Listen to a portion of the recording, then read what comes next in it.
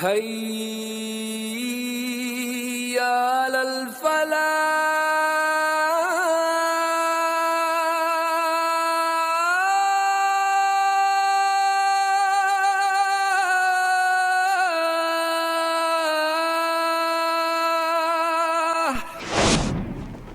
कुरान की एक आयत है जिसे पढ़कर कुछ लोग कहते हैं कि इसमें यूनिवर्स के एक्सपेंड होने की तरफ इशारा है।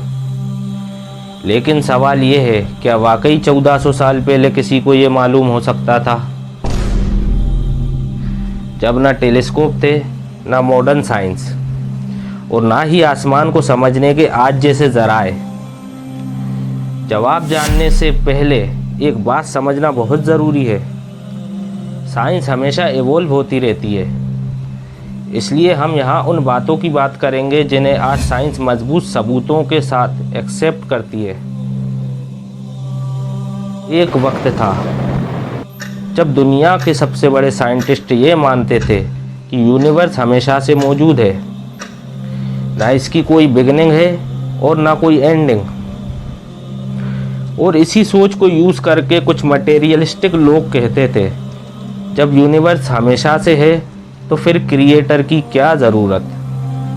लेकिन फिर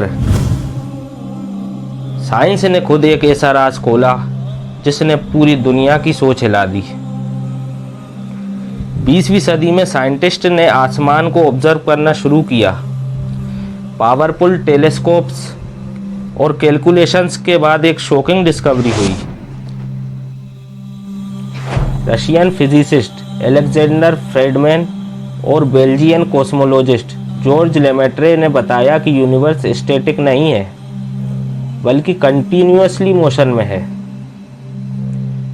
बाद में एडविन हबल की ऑब्जर्वेशन ने इसे कंफर्म कर दिया।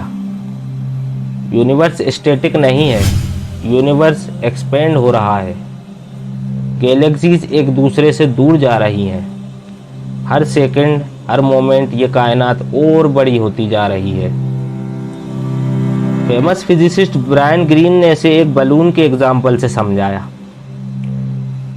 जैसे बलून में हवा भरो तो वो फैलता जाता है, वैसे ही स्पेस खुद स्ट्रेच हो रही है। यानी सिर्फ गैलेक्सीज ही मूव नहीं कर रही, बल्कि खुद स्पेस एक्सपेंड हो रही है। अब सबसे हैरान कर देने वाली बात सुनो, कुरान ने 1400 साल पहले ही इस हकीकत की तरफ इशारा कर दिया था। वस्समाअ बनैनाहा बिअयदिन व इन्ना लमूसिऊन।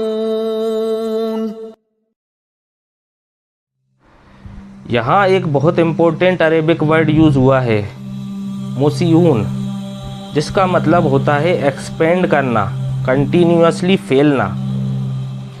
अल्लाह कुरान में फरमाता है, और हमने आसमान को कुदरत से बनाया और बेशक हम ही उसे एक्सपेंड कर रहे हैं। सोचो, जब टेलीस्कोप तक एग्जिस्ट नहीं करते थे, तब कुरान एक्सपेंडिंग यूनिवर्स की बात कर रहा था।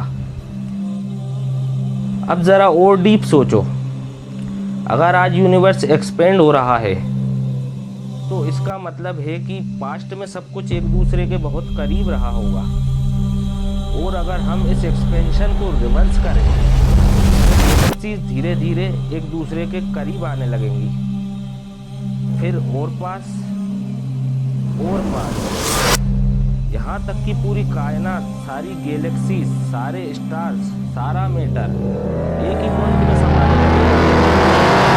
और अगर हम इस रिवर्स प्रोसेस को और पीछे ले जाएं, तो हम एक ऐसे मोमेंट तक पहुंचते हैं जहां ना स्पेस था, ना टाइम, ना मैटर, ना एनर्जी, कुछ भी नहीं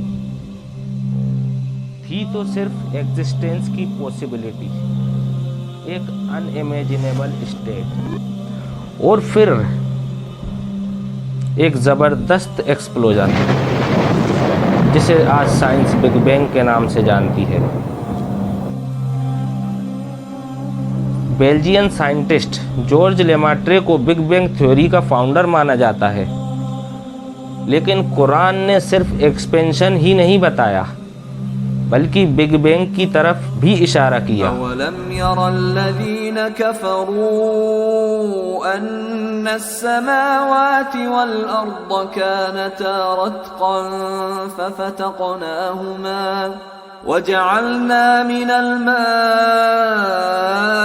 कुल्ल शैइन हय्यिन अफ़ला युमिनून। यहाँ कुरान में दो बहुत गहरे अरेबिक वर्ड यूज़ हुए हैं, रत्कन यानी एक साथ जुड़ा हुआ, और फफ़तक़नाहुमा यानी उसे फाड़ कर अलग कर देना। अल्लाह कुरान में फरमाता है, क्या इनकार करने वालों ने नहीं देखा कि आसमान और ज़मीन एक साथ जुड़े हुए थे, फिर हमने उन्हें अलग कर दिया। मतलब एक वक्त था जब सब कुछ एक ही पॉइंट में था, फिर वो सेपरेट हुआ। एग्जैक्टली वही कंसेप्ट जो आज modern cosmology big bang theory में एक्सप्लेन करती है। कुरान अल्लाह को बदियुस समावाति वल अर्द भी कहता है। अरेबिक वर्ड बदी बहुत गहरा मीनिंग रखता है। इसका मतलब सिर्फ क्रिएटर नहीं होता, बल्कि ऐसा क्रिएटर जो किसी चीज़ को बिना किसी डिज़ाइन और बिना किसी पहले से मौजूद पैटर्न के क्रिएट करे, यानी उससे पहले वैसी कोई चीज़ एग्जिस्ट ही ना करती हो। और हैरानी की बात यह है कि मॉडर्न फिज़िक्स भी इस पॉसिबिलिटी को मानती है कि पूरा यूनिवर्स एक ऐसी स्टेट से एग्जिस्टेंस में आया हो सकता है जहाँ ना मैटर था, ना एनर्जी, ना टाइम, ना स्पेस।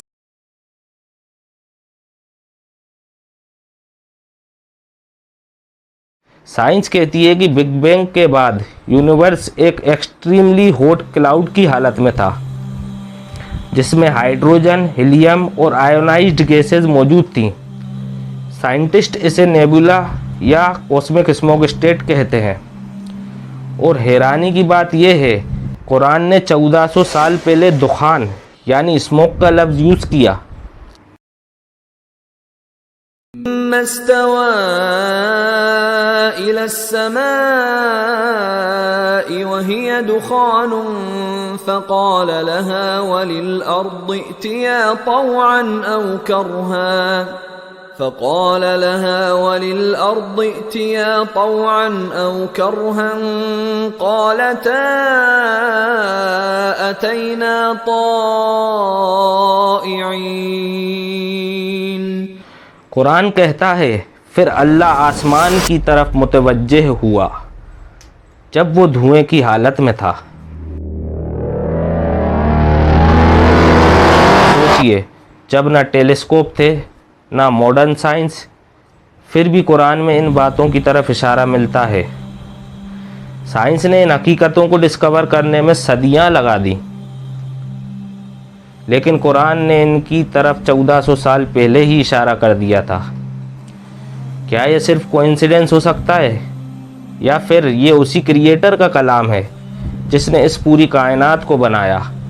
और सबसे बड़ा सवाल, अगर यूनिवर्स की बिगनिंग हुई थी तो उस बिगनिंग को शुरू किसने किया? नेक्स्ट पार्ट देखने के लिए चैनल को सब्सक्राइब कर लो ताकि आने वाली इन्फॉर्मेटिव वीडियोस आप तक सबसे पहले पहुंच सकें।